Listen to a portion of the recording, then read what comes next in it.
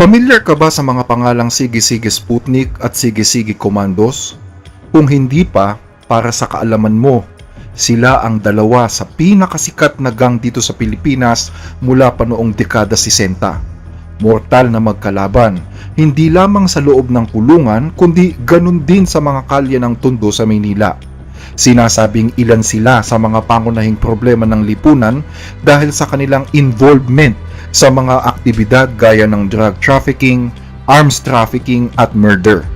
Gayunman, naging matagumpay ang gobyerno sa pagsugpo sa kanila, lalo na noong panahon ng drug war ni dating Pangulong Rodrigo Duterte, kung saan matinding tinutukan ng kapulisan ang mga grupong ito. Pero naisip mo na ba papaano kung dumating sa punto na ang gobyerno na ang sumuko sa mga gang na katulad nito? At mas malala pa, papaano kung ang isang bansa ay nasa ilalim na ng kontrol ng mga gang na katulad nito at halos wala ng silbi ang gobyerno? Ganyan ang nangyayari ngayon sa bansang Haiti, isa sa mga bansa na matatagpuan sa Central America sa parte ng dagat ng Caribbean. Haiti is on the verge of the abyss. The US on Thursday issued the highest level of warning for Haiti as heavily armed gangs expand their control. U.S. authorities now warning all Americans to get out now. Sa episode na ito ay tatalakayin natin ang isa sa pinakadelikadong bansa sa mundo. Isang bansa na kahit sa panaginip ay hindi mo na naising mabuhay. Malaimpyerno at para kang bumalik sa panahon na ang mundo ay pinamumunuan pa ng mga barbaro.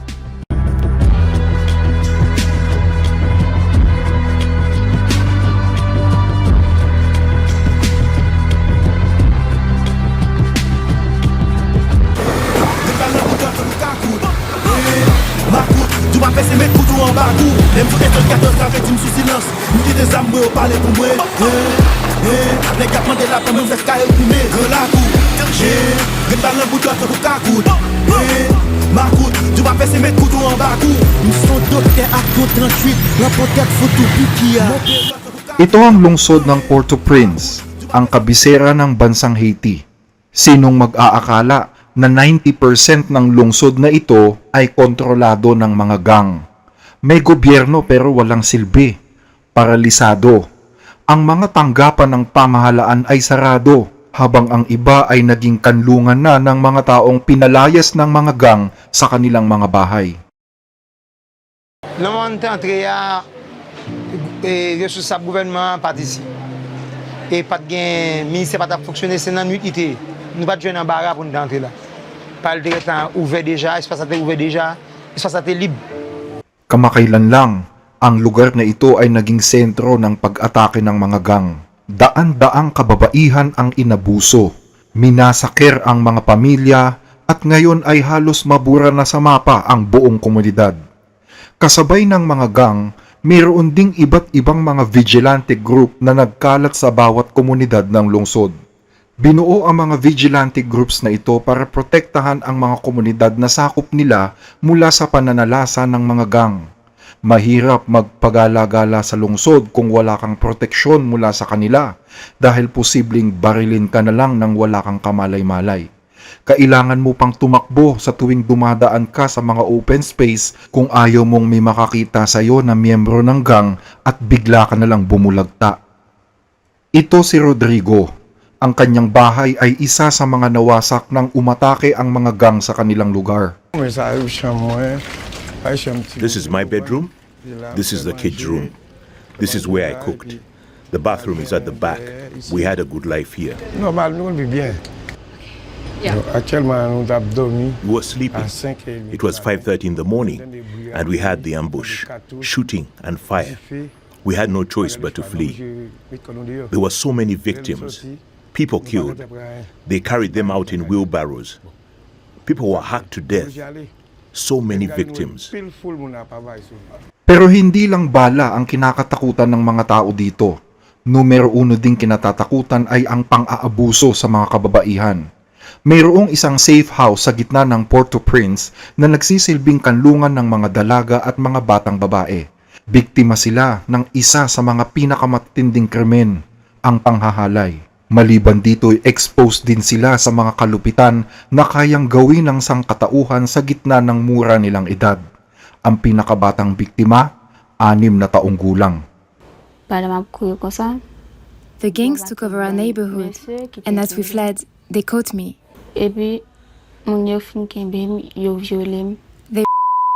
And beat me. Sometimes I think about ending it all. They made me do things and said they'd kill me if I didn't agree. But then I fell pregnant and they told me to abort the pregnancy, but I said no. This baby could be the only one I ever have. Sa isa pang women's shelter sa kabilang bayan, makikita ang iba pang mga biktima ng pang-aabuso. Taglay nila ang mga kwento ng buhay na nakakapanlumo at nakakakilabot kung papakinggan. They shot my husband. They shot my little brother. At the same time, they went over to my 16-year-old daughter who was sleeping. Luckily for me, she was bleeding, so they didn't rape her. They raped me. I had my 6-year-old with me. They raped her too. Our neighborhood was ambushed. I went back home only to find my mom, my dad, my sister.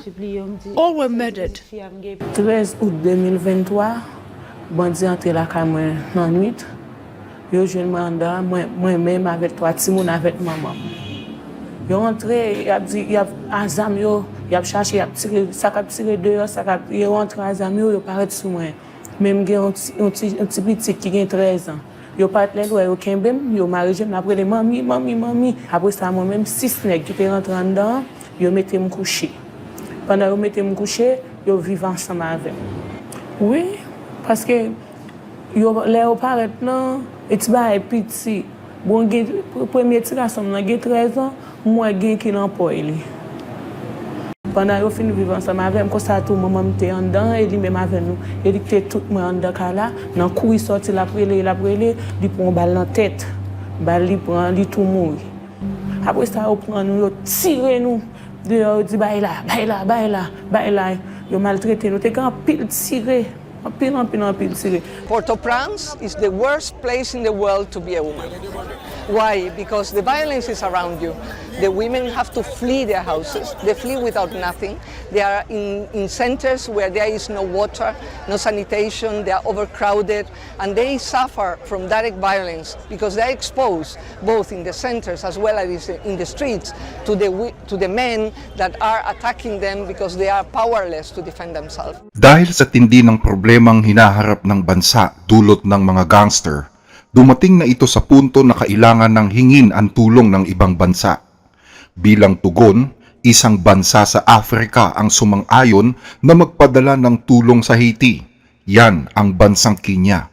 Daan-daang pulis ang ipinapadala sa Haiti para tulungan ang limitadong law enforcers na tugisin at ubusin ang mga gang, lalong-lalo na ang kanilang mga lider. Nagaganap ang bakbakan ng mga pulis at ng mga gang na ito sa mga bayan na nagmistulan ng ghost town dahil sa pananakop ng mga gang at pagpapalaya sa mga taong nakatira dito. Sakay ng mga armored vehicle at tangan ang kanilang mabibigat na armas, sila ang araw-araw na nakikipagbakbakan sa mga gang para sa Haiti. Pero sa halip na humina, mas lalo pang naging makapangyarihan at organisado ang mga gang na ito. Libo-libong kalalakihan at mga kabataan ang sumali sa mga gang sa pagdaan ng mga panahon. Noong taong 2024, dahil sa pagdagsa ng mga dayuhang pulis at sundalo mula sa iba't ibang bansa sa Africa at Central America, nagdesisyon ang mga gang sa Haiti na magkaisa at bumuo ng isang koalisyon, ang Vivre Ensemble o Live Together. Binubuo ito ng 200 gang sa buong bansa na ngayon ay may kontrol na ng 70% ng lungsod ng Port-au-Prince at ng iba pang bahagi ng bansa. Layunin daw nilang labanan ang mga dayuhang pumasok sa kanilang bansa at protektahan ang karapatan ng mga tao. Pero hindi ito totoo. Bago at matapos mabuo ang organisasyong Vivre Ensemble, daan-daang tao na ang pinapatay ng mga gang na ito sa iba't ibang bahagi ng Haiti, lalo na sa lungsod ng Port-au-Prince. Ayon sa report, nang magkaisa daw ang mga gang na ito, walang nagawa ang punong ministro na si Ariel Henry kundi ang mag-resign sa kanyang pwesto.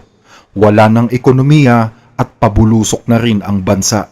Sinasabing nagsimula ang mga gang sa Haiti noong 1994 hanggang 2004 kung saan may mga pulis at politiko ang sumuporta sa likod ng mga grupo ng mga kabataan na ito. Ginamit nila ang grupo ng mga kabataan para itulak ang kanilang personal na interes gaya ng negosyo, panggigipit sa eleksyon, impluensya at personal security.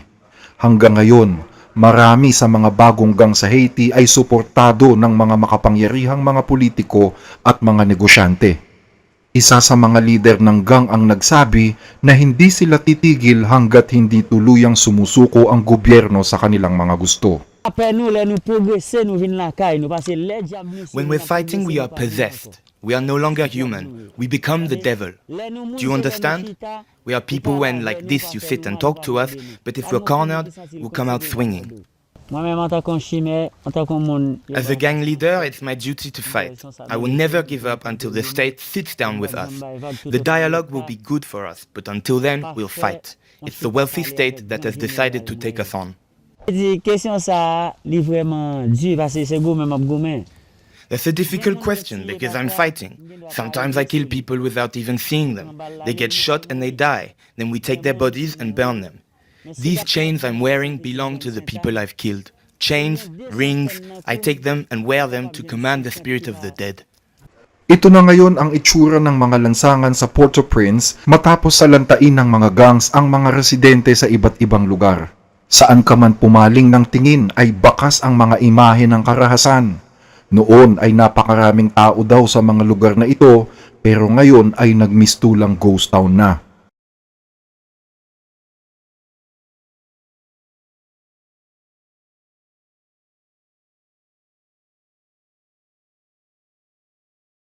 Pero maliban sa mga Kenyans, inupahan na rin ng gobyerno ng Haiti ang ilang mga private military contractors or mercenaries galing sa Amerika. Sinusubukan nilang labanan ang mga gang gamit ang mga drones. Isa sa mga military contractors na ito ay si Eric Prince, ang founder ng notorious na Blackwater at dating US Navy SEAL. Nangongontrata si Prince ng daan-daang mercenary para pumunta sa Haiti at makipaglaban sa mga gang na naroon. Sa ngayon, tinatayang nasa 300 na daw ang mga gang member na napapatay ng kanyang mga drone attacks at posibleng daan-daan na din ang sugatan. Isang bagay na para sa gobyerno ay isang napakalaking tagumpay. The mercenaries who are making these plans, who are plotting against us, the only thing I would say to them is, how will they differentiate between us and the rest of the population? What would they do when we hide amongst the people? Are they going to destroy all of Port-au-Prince? Pero wasak na ang buong Port-au-Prince. Milyong-milyong tao na ang napalaya sa kanilang mga tahanan at ngayon ay nananatili na lamang sa mga lugar na katulad nito. Dating opisina ng gobyerno na ngayon ay ginawa ng kanlungan ng ilang libong mga residente, kabilang na si Rodrigo. Tanging ang kanyang makina na lamang ang naiwan sa kanya matapos ang madugong pagsalakay ng mga gang sa kanilang lugar. It's been 3 months and we're still here. I can't stay here with my wife and kids. This life wasn't mine. At 61, I can't start over. What am I gonna do? There are no jobs, no nothing. The Haitian government is responsible. The gangs are in charge now. If the government had acted to protect us, would never have gotten to this point. It's the failures of the government which have led us here. Lahat ng nandito sa lugar na ito, na ilang libo ang bilang, ay galing sa isang gabi lamang ng pag-atake ng mga gang sa barangay ng Delmas. Umaatake ang mga gang at hindi mailalarawan daw kung anong uri ng brutalidad ang ginagawa nila sa mga taong ito. I lost my home in Delmas 30. They burnt it to the ground. They killed my auntie and my uncle. I want to go home, but there's nowhere for me to go. I used to be able to feed myself, but now I can't. I'm losing weight and I'm walking the streets in rags. Masyadong mapanganib daw ang sitwasyon para sa mga bata at kababaihan. Ang mga miyembro ng gang kasi ay nakalugar lang sa isang istasyon ilang metro ang layo sa kanila. Pero nakabantay ang mga vigilante para protektahan ang kanilang teritoryo at isa sa mga vigilanteng ito ang lalaking si Mike. Ayon kay Mike, pera ang dahilan kung bakit maraming mga kabataan ang napipilitang sumali sa mga gang. Because they give them money. If you know, kids that in the ground like don't have no money, they like hard to leave. So of course they go join them. Dahil huli na ang tulong na ginagawa ng gobyerno para masugpo pa ang problema sa bansa, mismong ang mga karaniwang tao na ang nagdidesisyon para ilagay sa kamay nila ang batas. We're not gonna let them come here and kill us. Steal everything we have, burn cars, burn houses, kill kids. They don't care. They kill anything. You know what I'm saying? So we're not gonna quit. Ang mga ganitong putok ng baril ay normal na sa mga tao sa Haiti, ni hindi nga sila nagkakagulo o nagugulat pa.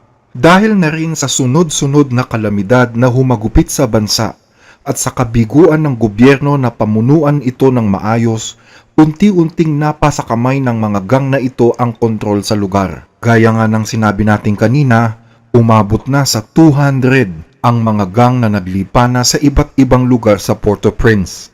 Isa sa mga gang na ito ay pinamumunuan ni Renel Destina o mas kilala sa tawag na alias Tilapli. Isa sa pinakamakapangyarihang gang leader sa bansa. Siya ang may hawak sa gang na kung tawagin ay Grand Ravine Gang. May miyembrong umaabot ng nasa 1,000 at sangkot sa pagkamatay ng nasa 200 katao. Nasa FBI wanted list ngayon si alias Tilapli dahil yan sa mga kaso ng pagpatay, panggagahasa, kidnap for ransom, carnapping at iba pa. Sa timog kanluran ng Port-au-Prince, sinasabing nagkukuta si Tilapli. Bane tout moun kapwal la biya deja. Sa vez ki pa moun kap pale di kapwal. Debe moun kon kapwal de ta di kamera la fa selman ap geta wek yes. Ni solda men gonen baron.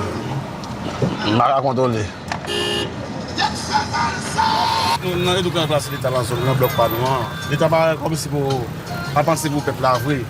E nou di nou beze pep la kapay, nou pou nou dechouke bandi. Panan se tan menm ki yasi bandi ya, e nou bandi ya. Se nou kap kreye problem nou. Le nou di populasyon pa soti ret la kay, le goumen ap goumen yo ret la kay. Opan, lem di opan ki opotinite yo kapan la ri, yo soti. Sa vezi ki nou men, le nap goumen, le konta de bagan yo cheri populasyon nou tou. Oman? Ay komisarya. Ou di opan negyo di a fe peyi. E konsa nou ka pran nega zam tou, nou kon nou go victoire ke kontan, nou ka pran, nou fe tout nou ve sa nou ba dos sipoze fel, kom si pou moun bata reme. Paske sil te pran nou tout ta fe nou men bagay, se ti la plit ka pe yon ane l'ekol pou yo. Se ti la plit ka sove gangou l'envant yo. Jen sa ou ki salye. Yon l'Etat pa ge travay. Sa ve di ke yon peyi pa gen ken aktivite men. Sa di men l'ekol vanse kom si pa egise nan peyi. Si Tilapli ay isa sa mga tinarget kamakailan lang na mga mercenaries na hawak ng Blackwater. Tinamaan siya ng isang drone attack at ngayon ay sinasabing nasa critical na kalagayan. Noon lamang 2024, ang Haiti ay 4 na beses na nagpalit ng kanilang Prime Minister. Walang sino man ang nais na humarap sa media para ma-interview at malaman ang plano nila sa bansa. Ngayon ay nasa bingit na ng matinding tagutom ang Haiti. Wala na ring international humanitarian group ang nais na tumulong sa mga tao dahil sila mismo ay inaatake daw ng mga gang. Umaabot sa 700,000 katao sa Port-au-Prince na ang nagsisiksikan sa mga eskwelahang katulad nito kung saan lagana pa rin ang panghahalay at paggamit ng ipinagbabawal na gamot. Marami ang nagsasabi na bigo ang puwersa ng Kenya na supilin ang mga gang sa Haiti. At kaunting tulong lang din ang naibibigay ng mga mercenaries dahil patuloy pa rin daw na lumalakas ang mga gang sa bansa. Dahil dito, nanawagan na ang ilang mga nasyon sa international community at sa United Nations na magpadala na ng peacekeeping force para tulungan ang gobyerno doon. Isa sa mga biktima ng pamamaril si Pierre. Tinamaan siya ng bala sa kanyang collarbone habang papauwi daw siya galing sa trabaho. Nou kite kay nou paske nou tout kere boule kay nou boat touye nou pa ka vi. Nou oblige pran la ri. Qu'on y a pour nous, si on a fait un cadeau, on bagage pour nous vivre. Yo bat li, yo fait le rendre sang noir, à la fin il mourit. Qu'on y a quitté, il tombe mourir tout. Les bonnes armées sont devenues puissantes parce qu'ils sont aidés et encouragés par des bras puissants.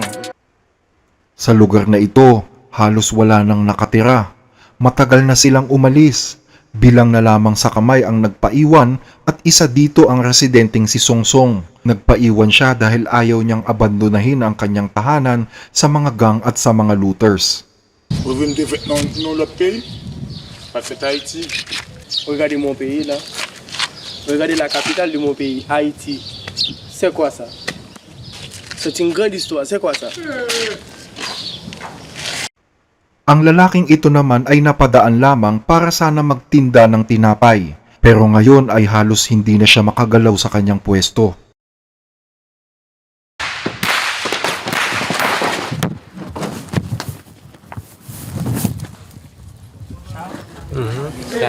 Hey, gata koule nan moto a we. Tam ga fe mou. Leve moto a mi se gata koule.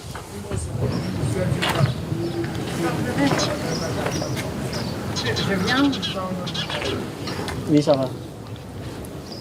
Le fini. Et sous nous tiré. Sous nous? Oui. Et ça peut me aller à colonne. Maléo. Merci.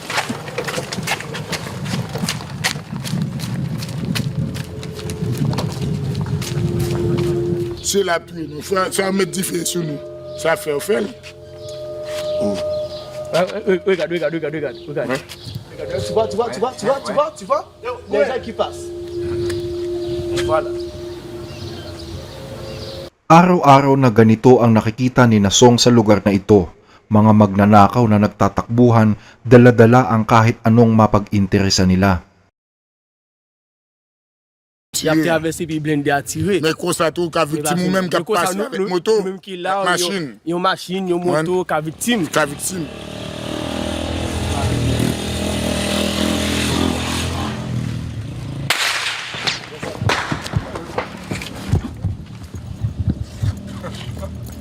Il sème la terreur, les gars. Il sème la terreur, déstabiliser la population, c'est tout ce qu'il fait. Et puis je ne vois pas l'avenir de ma fille à Port-au-Prince. Je ne vois pas l'avenir. Tout Port-au-Prince, c'est pourri. Pourri de gang. On ne peut pas vivre en paix. On va tout innocent. L'innocent pour des innocents. C'est pour nous capturer avec nous. C'est avec nous tirer tout. C'est toute femme dans la carte. Quand vous mettez avec nous, vous doit avoir toute chose pour l'aller ou bien toute chose pour mourir. Soit nous était belle. Jeune nous, depuis jeune nous ça gagne, pas travailler dans le pays. Moi mon écoute tilap le ka venir pour le ballon bagaille. Et même j'ai aussi mon jeune pour qui ça pour tilap la qui lever. Et n'a pas levé grand venir lever. Au moins, j'ai besoin de fonctionner, j'ai machine, j'ai moto, j'ai quand même dormi, bien éclairé. Machine. Vous avez fait là.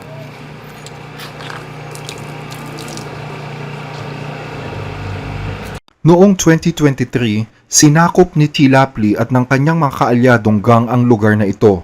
Walang nagawa ang mga pulis at wala ring nagawa ang nasa mahigit 20,000 na residente kundi ang umalis at iwan ang kanilang mga ari-arian. Isang malaking krimen base sa international law.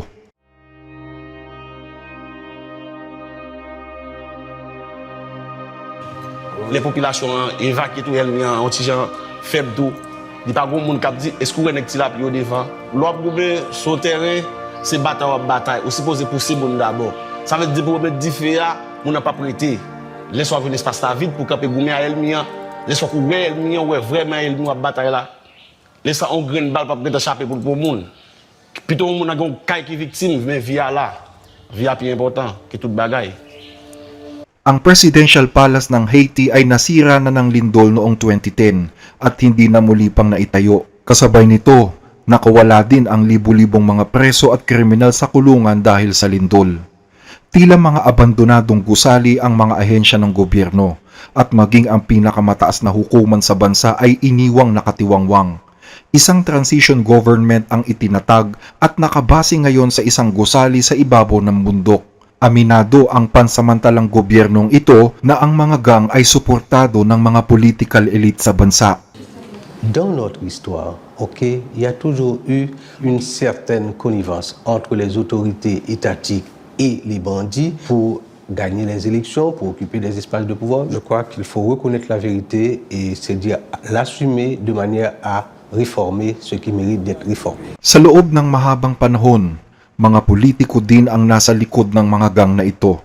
Sa katunayan, sinanksyon ng Amerika at ng mga Western countries ang ilang mga dating senador, mga ministers, mga nagdaang prime ministers at isang dating presidente ng Haiti dahil sinasabing sila ang nagpalakas sa mga gang. J'ai construit une piscine ici. Ici, c'est ma maison. La maison des chefs tigresses. Vous voyez? Le dernier modèle. Nous vivons ici comme des petits bourgeois. Galil vient de cet homme. Et cet homme nous porte ici par des oligarques. Ce sont des oligarques qui nous ont donné. Et pour les oligarques, ils ont souvent utilisé l'insécurité pour capable augmenter la richesse. Pour être capable de créer une augmentation, pour être capable de passer gaz, passer drogue, pour être capable de créer le trafic d'armes. Pero maliban sa mga politiko, marami ring mga negosyante ang nasa likod ng mga gang na ito. Ginagamit ng mga negosyante ang mga kabataan at ang mga gang para atakihin ang kanilang mga kalaban, para magnakaw at sunugin ang mga negosyo ng mga taong ayaw nilang makasundo, at para dukutin ang kanilang mga kakompetensya. Hanggang sa lumaki na nga ang mga gang na ito at naging makapangyarihan sa bansa. At sa sobrang makapangyarihan, kahit daw ang mga pangunahing kalsada sa bansa ay kontrolado na rin nila. Nagbabayad daw ang mga sasakyan na dumadaan dito sa mga miyembro ng mga gang na nakatalaga sa lugar. Ang presyo depende sa klase ng sasakyang ginagamit. Ang isang malaking truck halimbawa ay nagbabayad ng $750 araw-araw. Ang sabi ng mga gang, ginagamit daw nila ang perang kinikita para sa mga community works. Pero syempre, hindi ito totoo.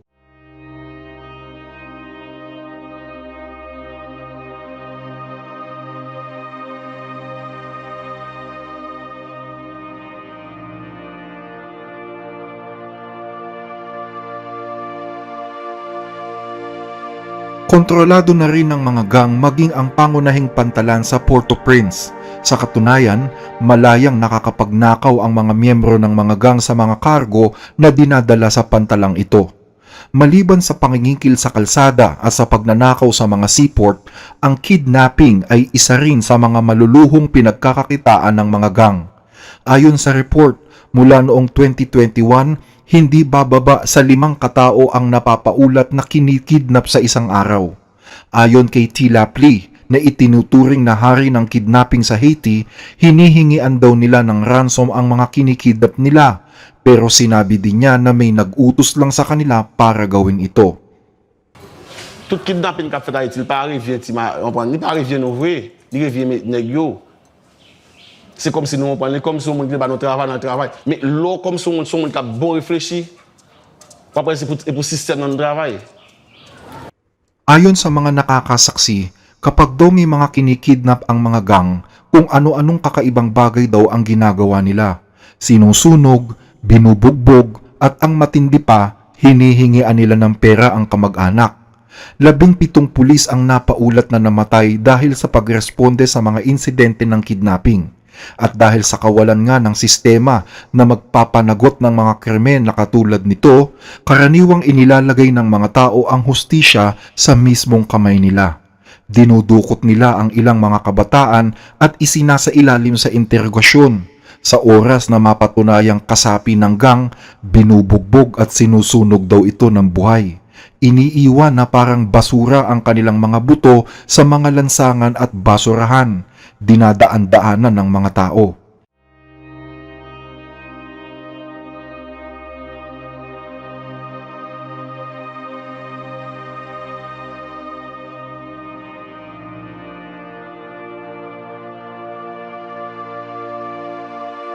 Bagaman patuloy na ginagawa ng mga pulis ang kanilang mga trabaho na tugisin ang mga miyembro ng gang, may mga pagkakataon din na ilan sa kanila ay dinudukot at pinapatay. Noong June 2024, isang armored vehicle ng kapulisan ang sinunog ng mga gang. 3 pulis ang kanilang kinuha at pinatay. Inilabas pa sa social media ang putol-putol nilang mga katawan. Isang tao naman ang umamin na responsable sa krimeng ito. Siya si Jimmy Cherzier, o mas kilala sa alias na Barbecue, ang pinaka-notorious na gang leader sa buong Haiti. Tinawag siyang Barbecue dahil sinusunog niya ang lahat ng kanyang mga biktima. Siya ngayon ang tumatayong tagapagsalita ng grupong Vive Ensemble, ang organisasyon ng mga nagkakaisang gang sa Haiti. Isa sa mga layunin ng kanyang pakikipaglaban ay pilitin ang gobyerno na i-share ang kapangyarihan sa kanila. Ta gran moun nap goumen, gran moun bachil, gran moun barbecue nou em. Men lan men. Men lan men, nou en ap vin fè makak. Tout otan ap fè violence la tourne vin jwen nou. Pa gen an sérieux on gouvernement ka fè si ou pa jwen entente avec groupe armé yo. Quelle te force multinationale, quelle te n'importe force étrangère qui vient dans le pays. C'est un génocide la vie. De ce fait, nous exigeons, au nom de vivre ensemble, d'être à la table des négociations. Dahil sa mga mababangong pangungusap at tila totoong mga pangako ni Barbecue, maraming mga tao ang agad na naniwala sa kanya. Sa katunayan, lumabas sila sa mga lansangan at nagpoprotesta para gawing presidente si Barbecue.